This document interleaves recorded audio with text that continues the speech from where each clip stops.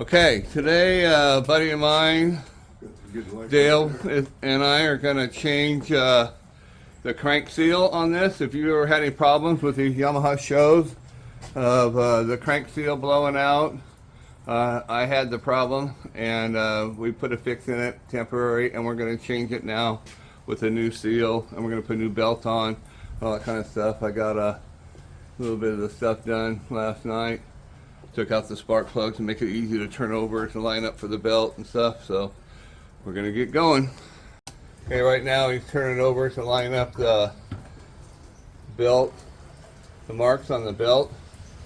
I'll get around the other side and show you the marks when we get it lined up. Because you got to line them up before you take your belt off, and all you got to do is just take the old one off, put the new one back on in its place if you're very careful not to turn anything over. Make sure you turn the motor clockwise. And I feels about got them lined up. Okay. Right here. This is your alignment mark for your line. This line isn't lined up on it with these two marks lined up. That could be a little bit for from the timing. It could be a little bit from the belt stretching over time, huh? That's what I'm thinking. I'm lined up here, but my belt marks don't line up over here either. Could we be on the wrong stroke? Could we be on the exhaust stroke instead of the intake? We need to check the crank and see if it's on or not.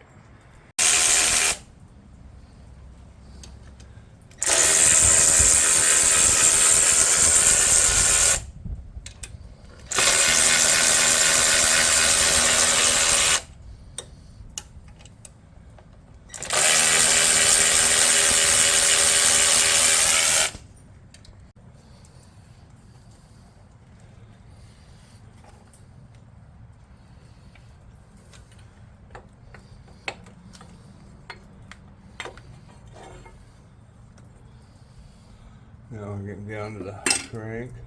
One more little bracket. You can see the little makeshift bracket that I made to hold the seal in.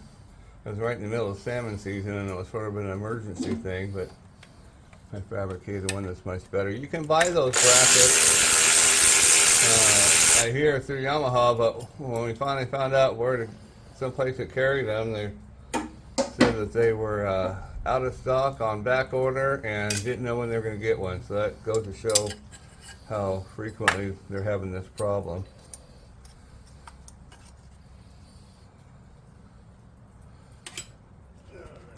It'd stay longer, but yeah. I mean it's oily now, so nothing's going to stay long. We were turning over, and then we trying to find out, making sure that we were on the compression stroke and not the exhaust stroke. So we were looking for the two little marks on the crank, and we found the one finally on the crank.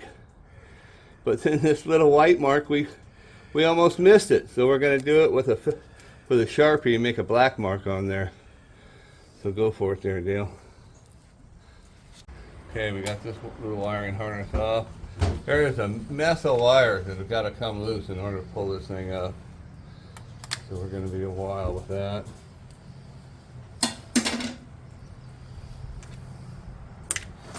Dale used to work in a Dodge dealer, so he knows all the little tricks for getting all these funky little clips off. Without breaking them. Yeah, well, I figured that could go without being said. We have to take all these wires off. We have to take all these off of here. Take this breather tube off. All this stuff down to where you can pull this little wiring harness off of here in order to get in there to the belt. So it's quite an involved process. Okay. On these clips, you got a little lever you got to press in, and it's tight in there. So I'll use a pair of pliers.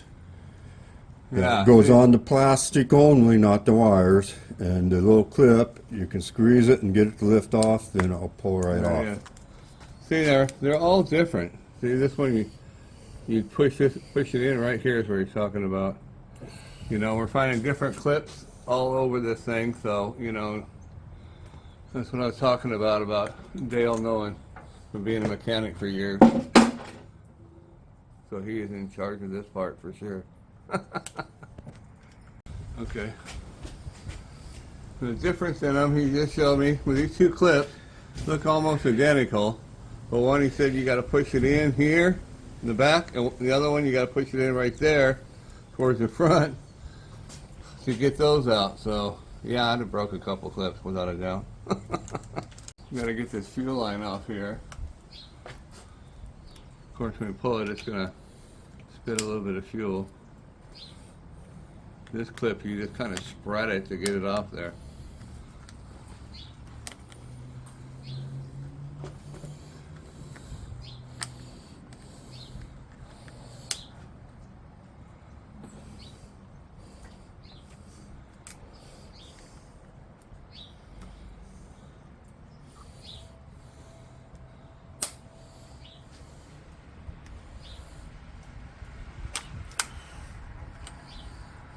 There it is.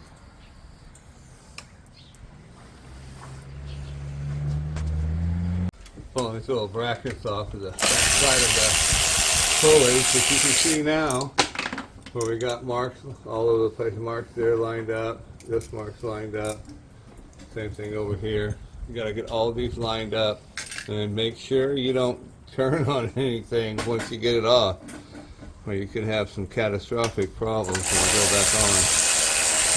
Okay, now you can buy these brackets that goes over around here to hold that seal in place, but when I finally found a place that carried them, they said they were out of them, they were back ordered, they had no idea when they could get them, so I'm just going to fabricate my own.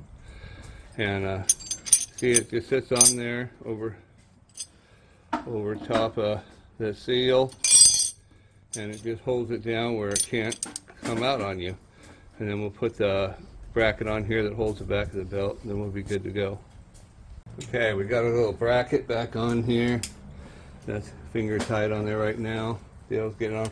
Now we took and we made a full revolution, actually 2 revolutions of the crank, just to make sure we got everything right. Nothing was hitting inside of there.